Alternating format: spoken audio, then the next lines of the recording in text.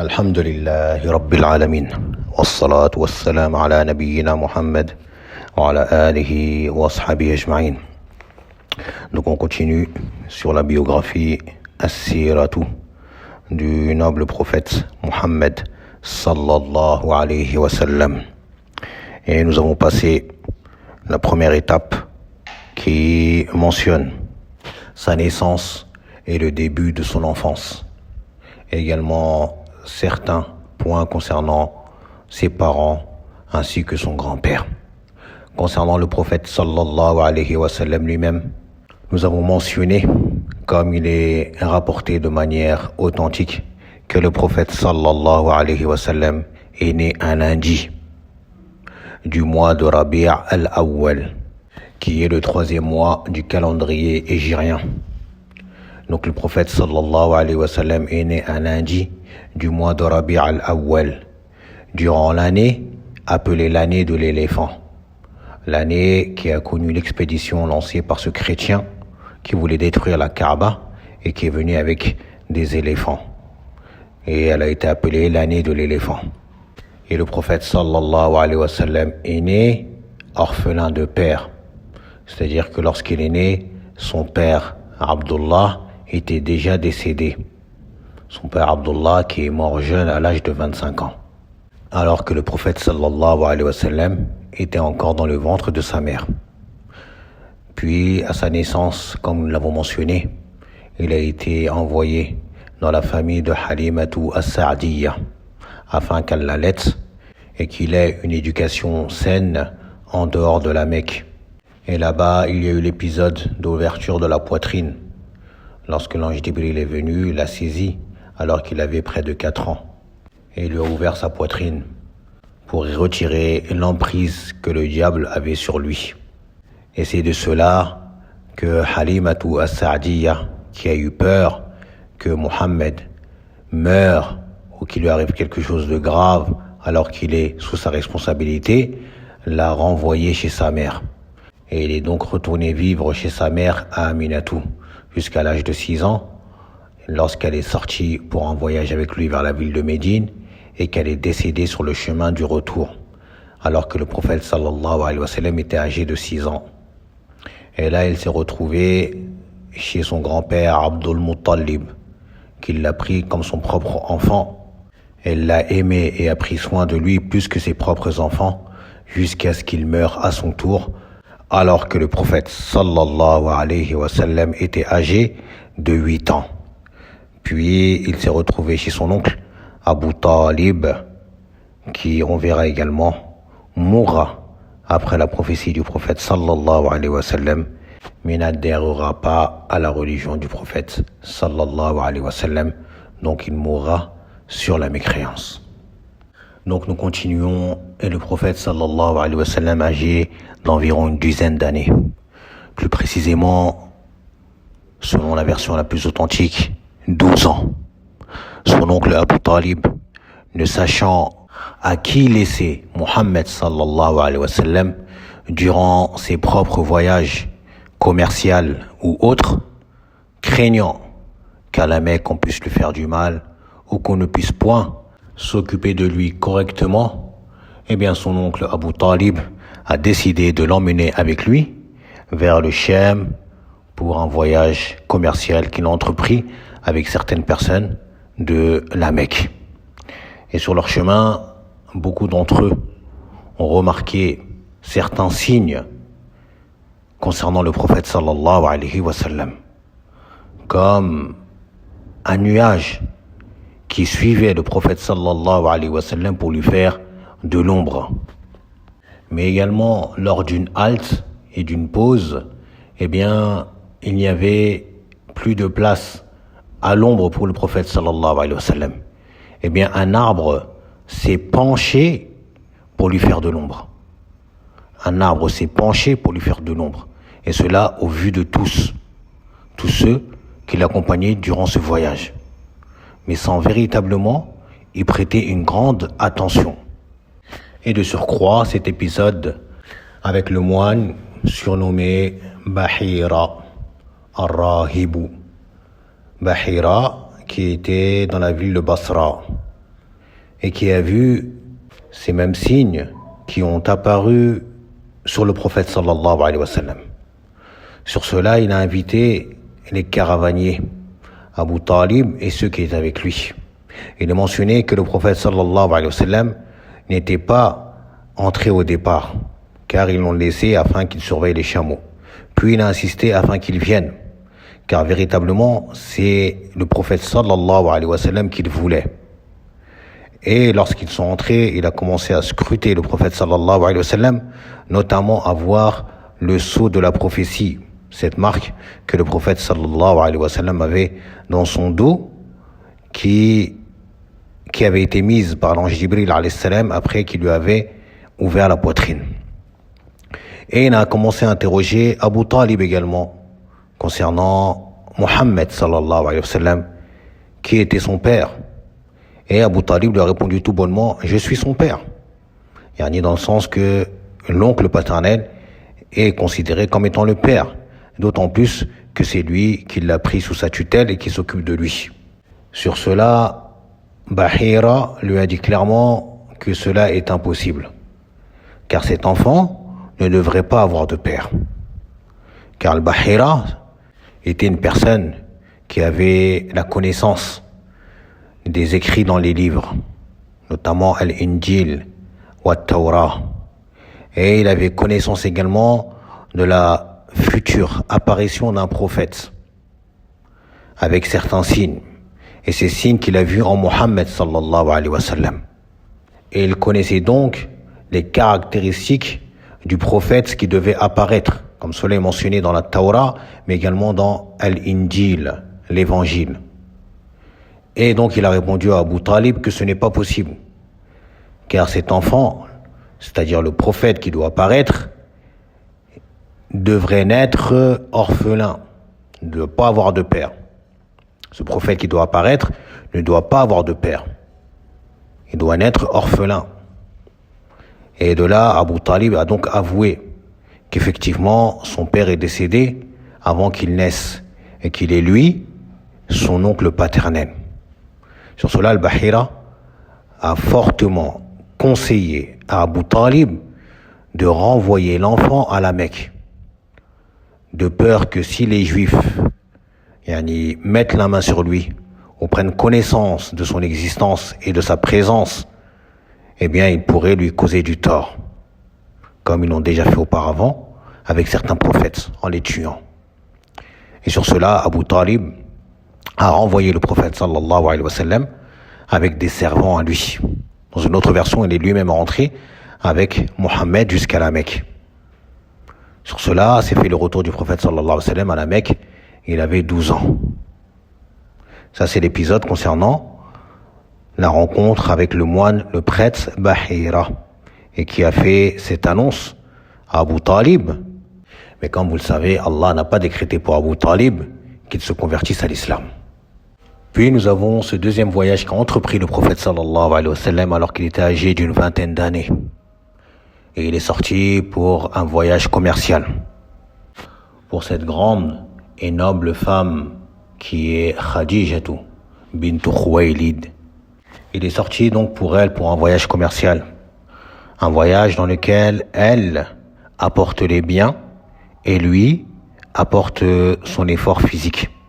Et elle l'a fait accompagner d'un servant à elle, qui est Maïsara, qui s'appelait Maïsara. Et Maïsara, donc, qui avait un peu pour rôle d'accompagner le prophète sallallahu alayhi wa sallam. Et il a vu en le prophète sallallahu alayhi wa sallam également des caractéristiques nobles en lui, loin de toute tromperie, de toute tricherie ou de tout comportement vil. Il a donc tout rapporté à Khadija après son retour de ce voyage avec le prophète sallallahu alayhi wa sallam. Et Khadija, qui a été éblouie par de nobles caractères présents chez ce jeune homme, elle a donc fait savoir son désir de se marier avec lui. Donc les démarches ont été faites et le prophète sallallahu alayhi wa sallam s'est donc marié avec Khadija, qui avait déjà été mariée auparavant. et avait, comme le mentionnent beaucoup de récits, déjà atteint l'âge de 40 ans. Radiallahu anha. Et concernant le prophète sallallahu alayhi wa sallam, beaucoup de récits rapportent que lui était âgé d'environ 25 ans. Donc, il y avait 15 ans, près de 15 ans, entre ces deux personnes illustres, à savoir le prophète sallallahu alayhi wa sallam et son épouse Khadija, celle avec qui il a eu tous ses enfants. Radiallahu anha, et qui, comme on le verra, elle va avoir des positions illustres et elle va faire preuve d'une grande sagesse et également d'un grand soutien moral et physique pour le prophète sallallahu alayhi wa sallam. C'est pour cela que Allah Azza wa Jalla l'a privilégié en envoyant l'ange Jibril alayhi salam qui a demandé au prophète sallallahu alayhi wa sallam de lui transmettre sa salutation. Mais également que Allah Azza wa Jalla lui a préparé une maison au paradis à l'abri de tout bruit. Et le prophète sallallahu alayhi wa sallam l'a aimé énormément. Et il a été énormément touché et attristé par son décès, radiallahu anha. Au point où les savants ont divergé entre qui est la meilleure, entre Khadija et Aïcha. Et une grande partie des avis ont penché vers le fait que Khadija, radiallahu anha, a un rang plus méritoire que Aïcha, radiallahu anha. Concernant le servant de Khadija qui accompagnait le prophète sallallahu alayhi wa sallam du nom de Maïsara, eh bien, il n'y a aucune information concernant le fait que s'est-il converti à l'islam ou est-il resté dans la mécréance. Allahu a'lam. Puis le prophète sallallahu alayhi wa sallam a eu un autre épisode avant la prophétie. Il s'agit de l'épisode de la reconstruction de la Kaaba. À savoir que alors qu'il était âgé de l'âge de 35 ans, sallallahu alayhi wa sallam, eh bien la Kaaba a été fortement endommagée par une pluie et du vent, et les fondations de la Kaaba ont été endommagées. Après une réunion des notables de Quraysh, de différentes tribus, ils se sont mis d'accord qu'il fallait impérativement reconstruire la Kaaba et qu'il fallait donc réunir de l'argent afin de financer sa nouvelle construction. Et bien évidemment, de par cette sacralité qu'ils accordaient à la Kaaba, ils ont réuni de l'argent en refusant tout argent illicite, qu'il soit de l'argent de Ar-Riba et d'autres choses comme les injustices, etc. Donc pour eux, il fallait réunir uniquement de l'argent halal, comme on dit, du bon argent, licite.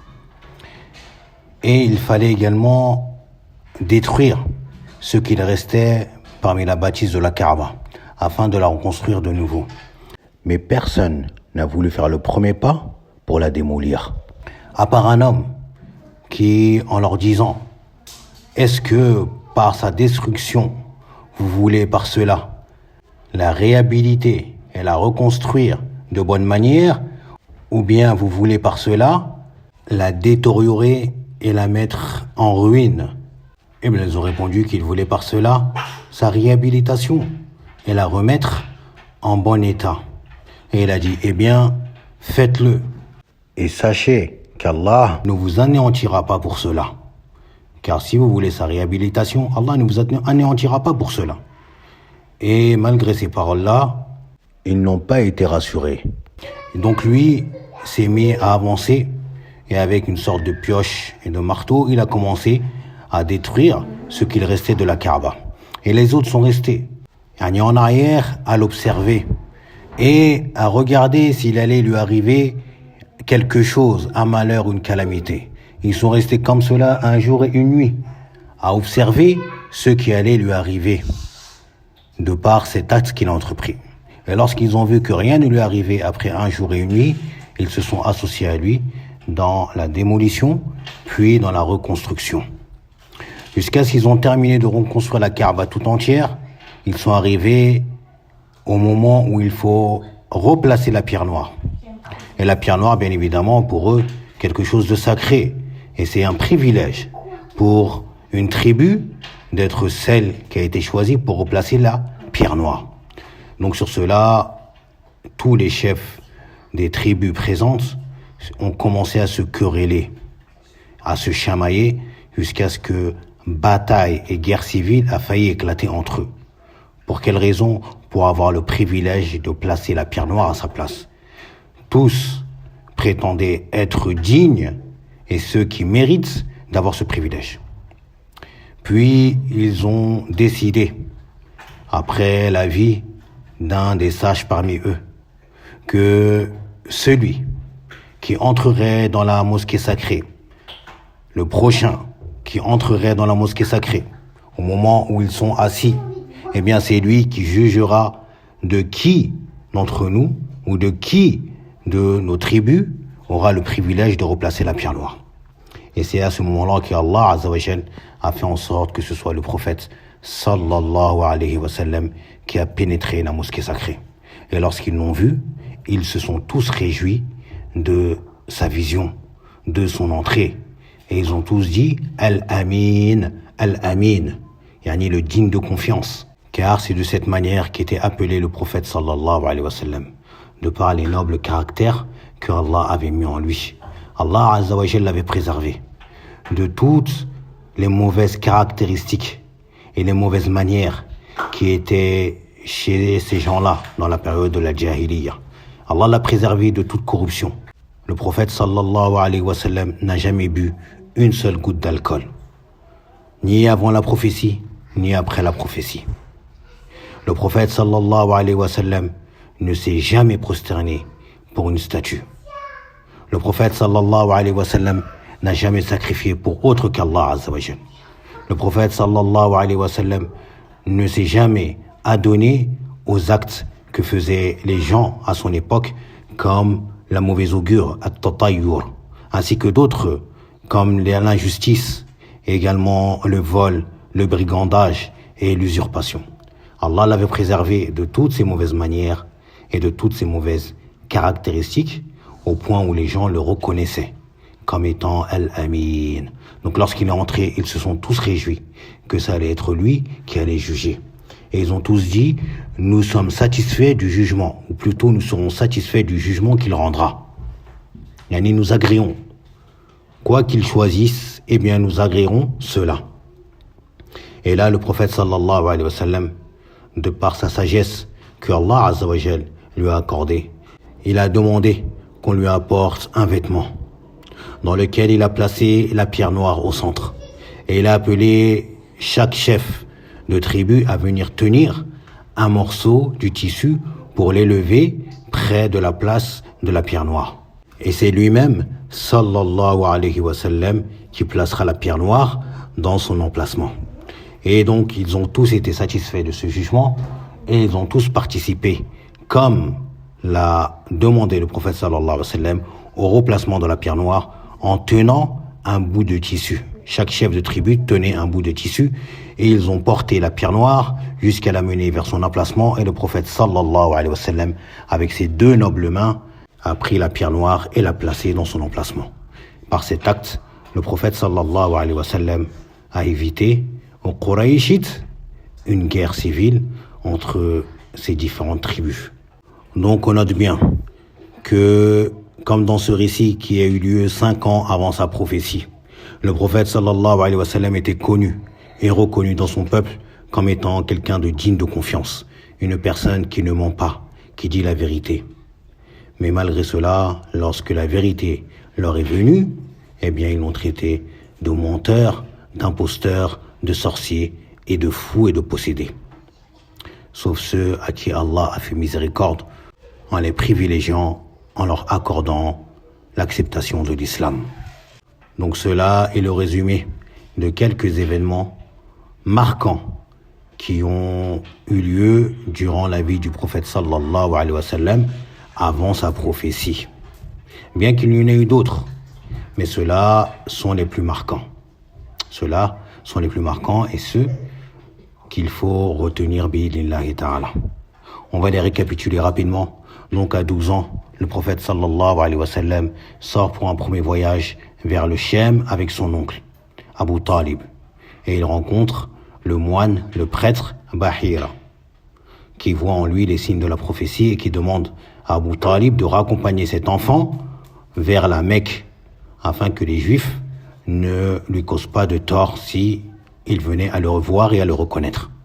Puis il y a ce deuxième voyage qu'il entreprend vers le Chem pour un voyage commercial pour la noble et riche commerçante Khadijatu radiyallahu anha, qui sera surprise et éblouie par ses nobles caractères. Et par la suite, il épousera Khadija radiyallahu anha, et alors qu'il avait 25 ans, sallallahu alayhi wa sallam.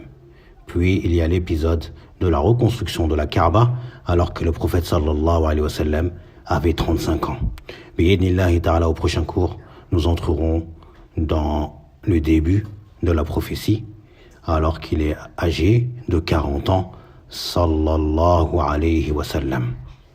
سبحانك اللهم وبحمدك واشهد ان لا اله الا انت واستغفرك واتوب اليك جزاكم الله خيرا.